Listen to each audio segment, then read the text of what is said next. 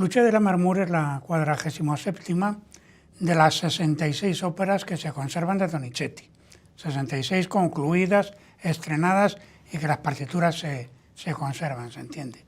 Pero sobre todo es, digamos, que la obra más famosa de su autor, incluso podríamos decir que es el capolavoro, ¿no?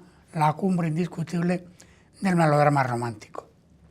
El libretista es Salvatore Camarano, que fue el libretista más importante posterior, italiano, pero libretista italiano más importante posterior a Felice Romani. Es un hombre que en este momento era el director escénico del Teatro de San Carlos de Nápoles, que había empezado como pintor, como decorador, y que tenía una larga tradición detrás como hombre de teatro en todas sus vertientes. De hecho, cuando Donizetti empieza a trabajar con él en el segundo periodo napolitano, el que empieza precisamente en el año 35 con Lucia, ¿verdad? Las siguientes 7 óperas, los libretos son con Camarano. No quería ya trabajar con otro autor. Entonces, Camarano y evidentemente Donizetti eligieron Lucia, The Bride of Lammermoor, la novia de Lammermoor, la obra homónima de Walter Scott, para su propia obra. Sobre Walter Scott, que Walter Scott es algo así como el creador de esto que se ha llamado la novela histórica romántica. Histórica es un decir, en el sentido de que es el momento en que la mitología grecolatina empieza a sustituirse por las tradiciones autóctonas, bien tradiciones de hechos reales, bien fenómenos de tipo absolutamente legendario, como es un poco el caso que ahora nos ocupa. Se han hecho, 59 óperas sobre Walter Scott. La primera que se hace, un compositor que no es británico, es Rossini con La Donna del Lago, que es de 1819, ¿verdad? Que ese año es precisamente cuando Walter Scott edita The Bride of Lammermoor. Por cierto, que la obra de Donizetti no solo inventó el romanticismo, sino que creó en el continente, en Europa, la moda, la fascinación por Escocia, que como ha dicho un crítico famoso, Fedele D'Amico, es la meca de los románticos. Pues efectivamente, la Meca, el lugar mitológico y el fruto de las peregrinaciones, en la época romántica, era precisamente Escocia, que se pone de moda con las novelas de Walter Scott y, en caso de la ópera, con Rossini. Pues ese mismo año es cuando Walter Scott publica la novela, y Walter Scott dice en la novela, en el prólogo, que esta historia que él le ha llegado a través de tradición familiar, pero que realmente sucedió. Y efectivamente es así, efectivamente sucedió o algo parecido, pues concretamente el 12 de agosto de 1668. Y entonces en esa fecha, David Dunbar, que se casaba, era el señor de Baldon, era un señor feudal, digamos, se casaba con Janet Dalrymple, que esta chica era la hija del vizconde de Stair. Pero ella tenía previamente una historia amorosa con Lord Rutherford. Pero la familia la obligaron a casarse con el señor de Baldon. Y efectivamente, en la noche de bodas, el 20 de agosto de 1668, cuando el marido quería poseerla físicamente, pues ella sacó una daga y lo apuñaló. Y luego, efectivamente, enloqueció. Esta historia es cierta, además se conserva el acta matrimonial. El marido no llegó a morir, y entonces, cuando ya se recuperó de las heridas, hizo una especie de conclave con toda la familia y con los amigos, y les prohibió de manera taxativa que nadie, nunca, bajo ninguna circunstancia, contase lo que había acontecido en su noche de bodas. Esto, claro, para lo que sirvió es para crear una enorme cantidad de bulos, rumores y de tradiciones ya de tipo fantástico, populares. Algunas de ellas, pues se hablaba de que el demonio había entrado por la chimenea y que había arrebatado a la novia y el otro lo había matado. En fin, esas historias, el propio Walter Scott dice que él lo que va a contar en su novela es lo que aconteció de manera fidedigna y que él lo sabe por tradición familiar. En todo caso, la obra de la novela se publicó, ya digo, en junio de 1819, y muy poquitos meses más tarde, pues en octubre por ahí, ya se hizo la primera adaptación teatral, que se llamaba el fantasma de la fuente, de Tom Dibdin, en Inglaterra. Y poco después, en Francia ya se hizo la primera adaptación teatral de la misma obra, que lo hizo un francés que se llamaba Victor Diconge, esto ya en París en 1827. Sobre el tema de la adaptación concreta de Camarano, Roger Friske, que es uno de los más importantes estudiosos de la obra de Donizetti, ha escrito lo siguiente, dice: Camarano prescinde del personaje más negativo, la madre de Lucia, en la novela, ¿verdad? Dice que es el más memorable de todos los villanos de Walter Scott, pero a cambio el clímax de la ópera, es decir, la escena de locura, transforma lo que en la novela es una mera descripción realista en la definición de la protagonista como una figura mítica y poderosa cuya imagen puede equipararse a la de Ofelia.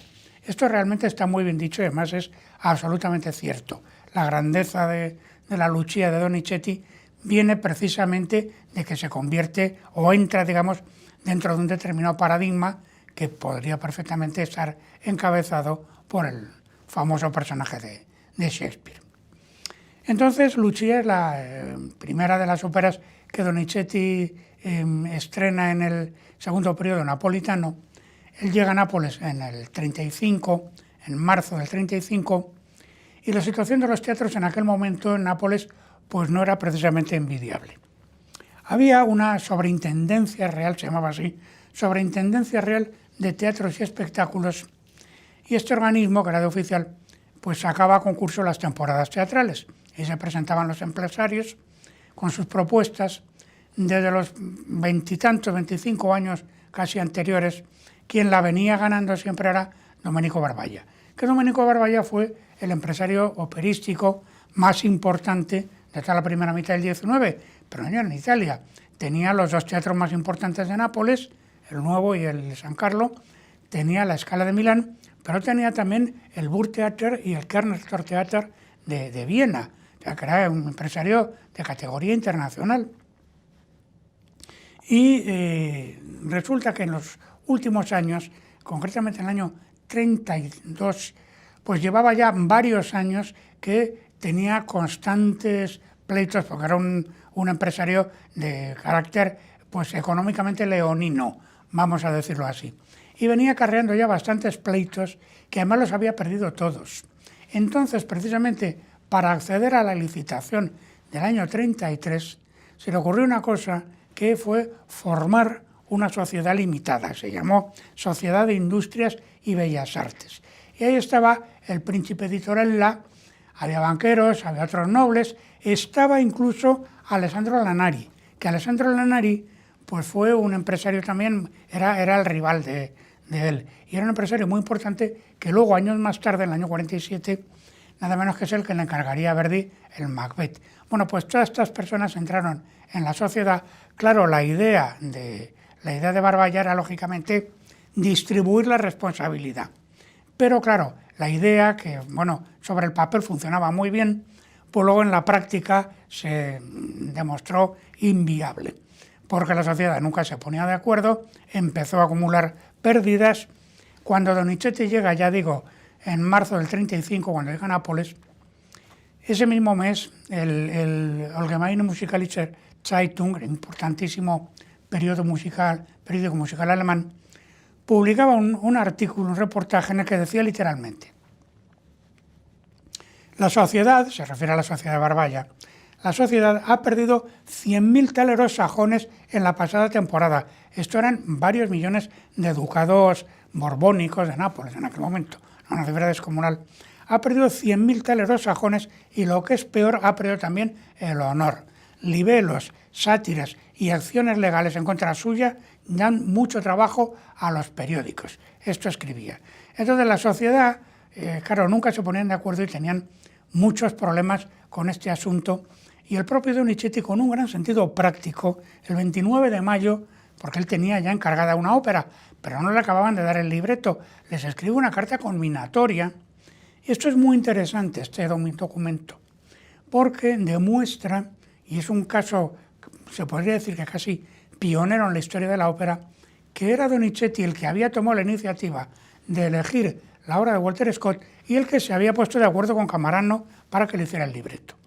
Porque en aquella época los encargos primero no se les encargaba la ópera al compositor, se le daba ya el libreto para que trabajase a partir de un texto que ya estaba previamente redactado. E incluso, como todos los teatros importantes tenían su cuerpo de libretistas, pues los propios directores, los propios empresarios, le encargaban libretos a este al otro y el que les parecía más adecuado, pues se lo daban a este compositor o al de más allá. El funcionamiento era muy parecido a la producción industrial del cine en los años 30, 40. Sin embargo, en este caso, como la sociedad no acababa de ponerse de acuerdo, ya estábamos, ya digo, el 20 de mayo, y el estreno de la ópera que le habían encargado a Donizetti tenía que ser para ese mismo año, pues claro, Donizetti quien les fuerza a tomar una decisión, y como en la propia carta le dice que él ya está trabajando con Camarano en la idea de Lucia de Lammermoor, con lo cual no les quedó más remedio que aceptarlo y encargarle ya formalmente la obra. El funcionamiento de la sociedad, el propio Donizetti, en una carta que le escribe a Ricordi, al abuelo, a Giovanni Ricordi, al fundador de la prestigiosa editorial, le dice que era una gabbia di matti, o sea, una jaula de locos, la sociedad. Y la situación, pues el propio Donizetti, que era muy gracioso escribiendo y además tenía mucho sentido teatral, él mismo es autor de los libretos de algunas óperas suyas, estupenda, por cierto. Pues le escribe a Gaetano Cobianchi el 16 de julio, hablando de la situación general en Nápoles, y dice: ahora se va a hacer en el San Carlo d'Amao, una obra antigua era de 1827, o sea, de 8 años atrás, tampoco era tanto, de Giuseppe Persiani. Y luego se hará mi Lucia de Lammermoor, que ya está acabada. Se avecina la crisis, el público no está en buena disposición, escribe literalmente, el público está indigesto, ¿verdad? La sociedad teatral está en liquidación, el Vesubio humea y la erupción se aproxima. Efectivamente, es cierto que hubo una erupción ese año, aunque venturosamente no hubo víctimas ni daños materiales de consideración. Claro, la cuestión, cuando Donizetti dice aquí que ya tiene acabada Lucia, es porque la fecha de terminación, que lo que consta en la partitura, era el 6 de junio. Y es que el 6 de junio era el cumpleaños de la reina madre, que era la infanta María Isabel de España. Y siempre se hacían muchos festejos, se estrenaban óperas. Donizetti quería estrenar la obra precisamente en el contexto de esos festejos, pero esto no pudo ser. Y no pudo ser, como dice el propio Donizetti, porque la sociedad estaba en liquidación. Estaba en liquidación, que suspendió pagos cuando ya habían comenzado los ensayos de Lucia de Lammermoor. Entonces, lo primero que pasó es que la que tenía que encarnar el personaje de Lucia, que era Fanny Tacchinardi Persiani, porque luego se casó con el compositor Giuseppe Persiani, pues Fanny Tacchinardi, que aparte de una extraordinaria intérprete, era una mujer de gran fuerza y con una actitud siempre muy reivindicativa, dijo que a ella o la pagaban o no cantaba en los ensayos. Porque claro, en aquel entonces a los intérpretes se les contrataba por toda la temporada. Pero luego los pagos, de acuerdo ya en cada sitio, pues o bien se hacían en bloque o bien se iban fraccionando a lo largo de la temporada. En este caso, a Fanny Tacchinardi le debían dinero y entonces ya se negó a intervenir en los ensayos, no hablemos ya del estreno, hasta que no se le liquidasen pues todas las cuentas pendientes que había. La situación llegó a ser tan grave que tuvo que intervenir el rey Fernando II. Y gracias a Fernando II, que en fin se encaró con los banqueros, adelantaron el dinero para que la Tacchinardi pudiera cantar. Y bueno, efectivamente el estreno se llevó adelante el 26 de septiembre de 1835 y fue un exitazo descomunal que se puede decir que económicamente salvó la temporada.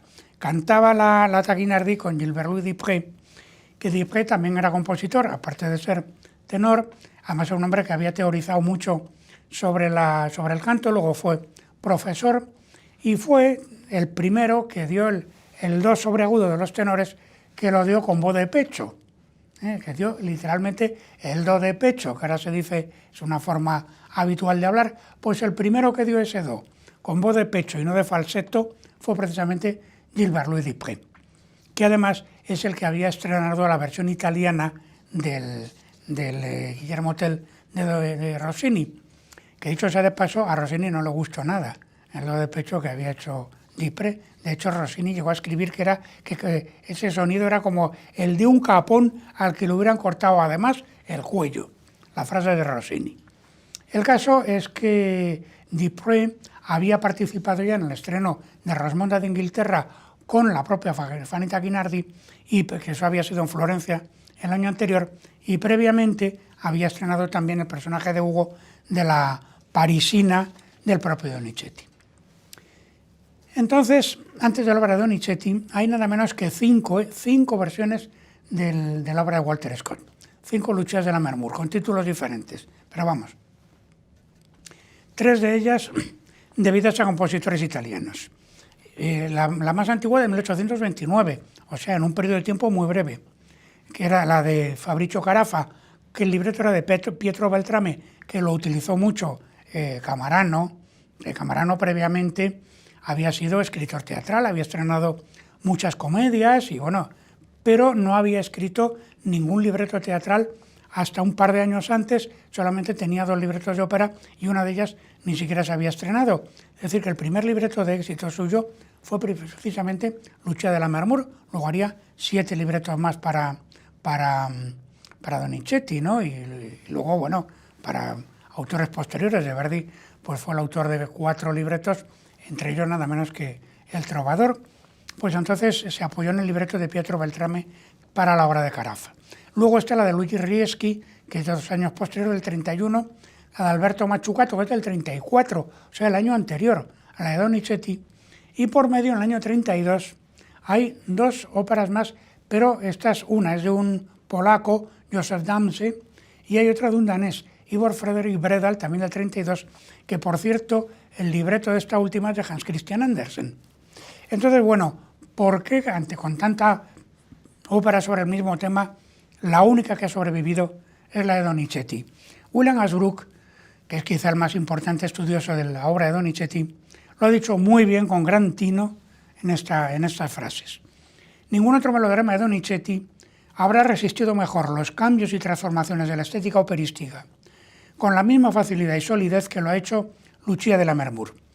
Porque se trata de una tragedia genuina, cuya conclusión ya está implícita desde su mismo comienzo. Esto es verdaderamente ver dónde está el centro de la cuestión. Esta es la realidad.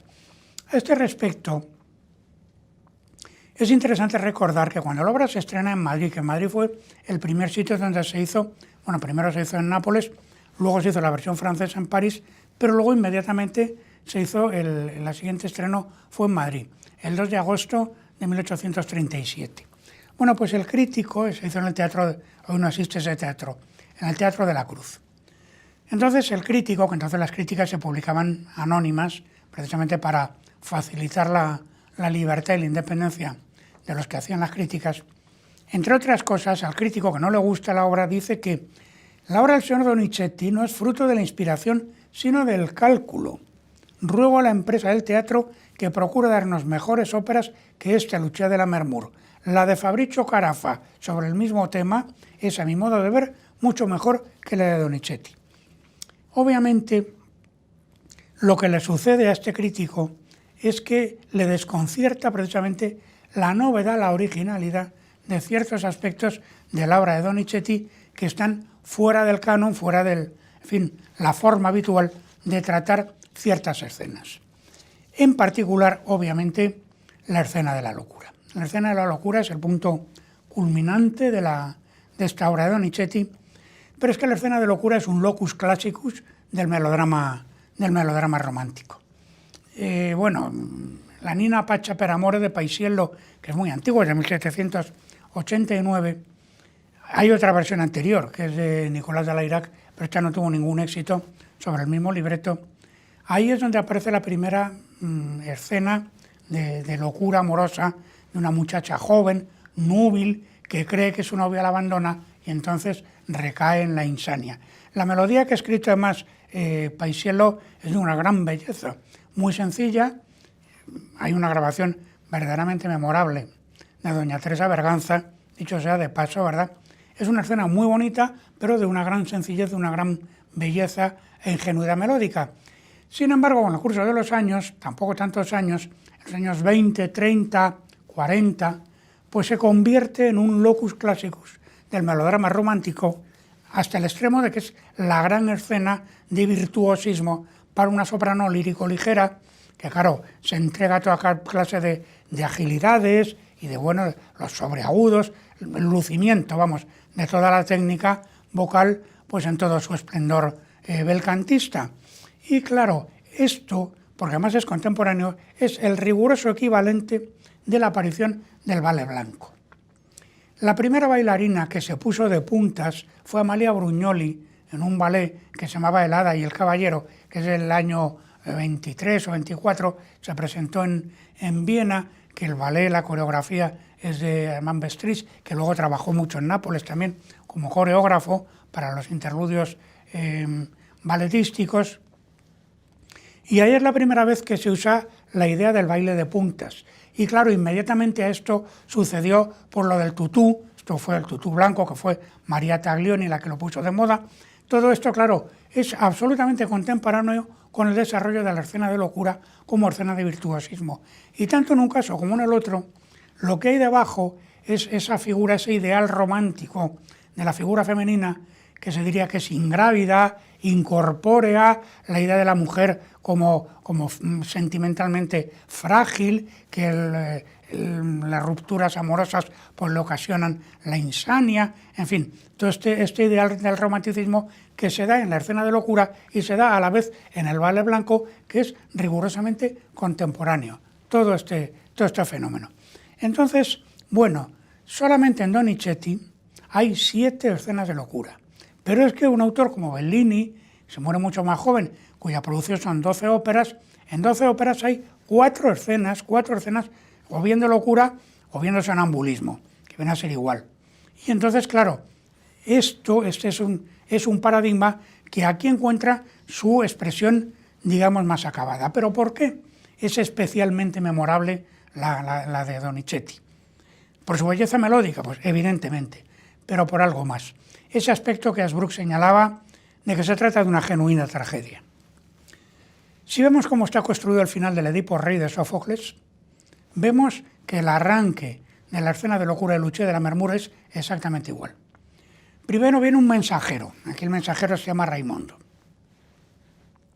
y nos dice que, para horror de todos, sabed que la reina Yocasta acaba de ahorcarse y que Edipo se ha arrancado los ojos con la fíbula de su vestido.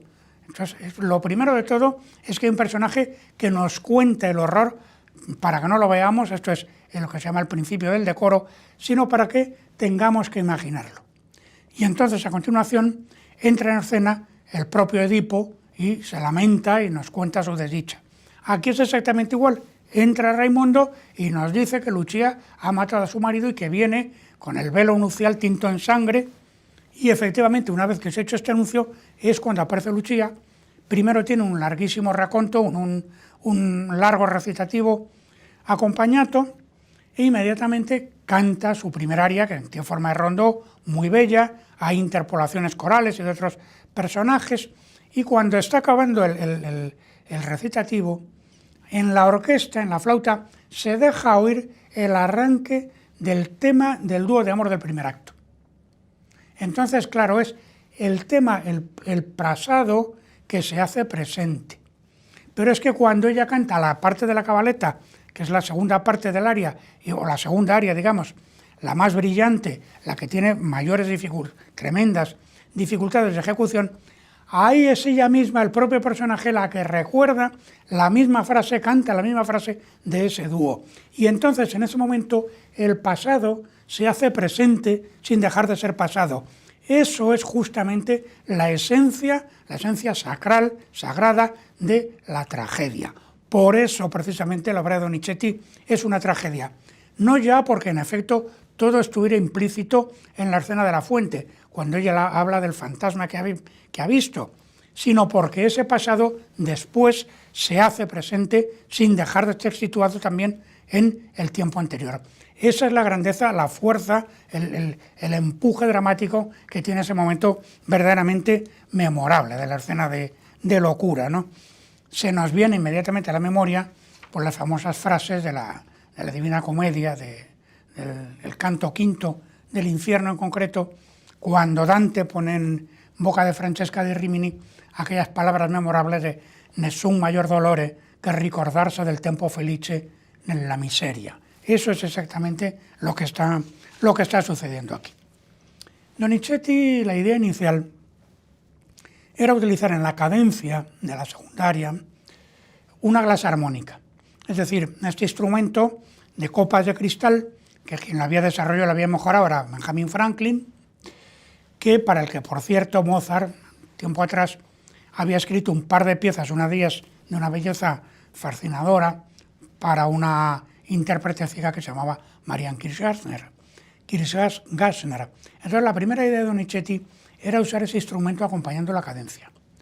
Pero claro, el problema es que encontrar este instrumento no era fácil y claro, si la obra iba a recorrer el mundo como Donizetti deseaba y esperaba, encontrar el instrumento y encontrar un intérprete adecuado, pues no era tan fácil. Y entonces al final acabó sustituyéndolo mucho más convencional por una flauta.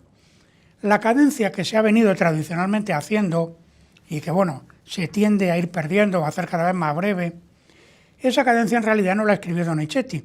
La cadencia Donizetti no la escribió, la improvisaba Fanny Tacchinardi cada representación, y la que suele utilizarse se introdujo mucho tiempo después, que la introdujo otra cantante que se llamaba Teresa Brambilla, que esta mujer fue precisamente la que estrenó el personaje de Gilda del Rigoletto de Verdi.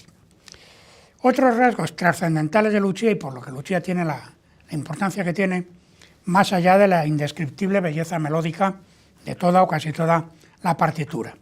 Primero, por ejemplo, el preludio. El hecho de que el preludio comience con las trompas, que esté todo él en modo menor, pero es que luego las trompas van a tener un papel muy importante a lo largo de la obra, de manera que toda la ópera tiene un colorido particular precisamente por la utilización amplia de este instrumento, característicamente romántico. Segundo, el sexteto del acto segundo. El sexteto del acto segundo es una pieza absolutamente magistral en que cada personaje, que más allá de su belleza melódica, cada personaje tiene un momento en que puede expresar en fin, lo más profundo de sus sentimientos sin por eso interferir con el canto de los otros. Es como si a través de la música pudiéramos mirar al fondo del corazón de cada uno de los 6 personajes. Ahí está ya implícito lo mejor de Verdi. Y luego, pues otro, aunque sea un detalle mínimo, pero es un detalle muy importante. En el arranque de la cavatina, la bellísima cavatina del primer acto, el Regnava nel Silenzio, que canta ella, que canta Lucia, cuando cuenta que ha visto un fantasma en la fuente, etc. La presentación no es como es habitual, que la melodía se escucha en la orquesta y luego la canta el intérprete. No. Aquí escuchamos el comienzo, el arranque, podríamos decir la cabeza temática, un inciso que se escucha una vez, luego otra tercera vez, una tercera más alta, y después hay un dramático compás de silencio, y luego empieza el arpegio de tónica, el acorde de tónica, pero arpegiadamente, en los clarinetes, en las flautas, y ahí ya es cuando la voz empieza a desarrollar el tema. Esto es un detalle muy nimio, pero ese detalle nimio le da una gran fuerza dramática a ese momento. Claro, es un poco lo que decía el crítico ese que no estaba contento con la obra, que parecía fruto del cálculo. Es evidente, ese cálculo, esa manera de pensar la obra, no como una simple sucesión de melodías, sino como un elemento sustancialmente dramático, es lo que le da a Lucia pues esa categoría que le ha hecho trascender no ya al mundo operístico, sino al mundo literario. En fin, es famosísimo, siempre se ha dicho, podemos citar a partir de William Ashbrook, pero no haría falta cuando dice Ashbrook que Lucia de Lammermoor marca la cumbre emotiva del primer romanticismo. No es una casualidad, señala, que Flaubert la utilice como importante referente en el itinerario hacia el abismo de Emma Bovary, en la medida en que el personaje es la víctima arquetípica de las ilusiones románticas. Y puesto que antes hablábamos de Rossini, démosle la palabra para concluir. Cuando escribió aquello de que Lucia de Lammermoor, cuando la oyó, Lucia de Lammermoor es la más bella ópera de mis colegas jóvenes. Por otra parte, la presente producción podrá verse en directo a través de la página de Facebook del teatro el próximo 7 de julio.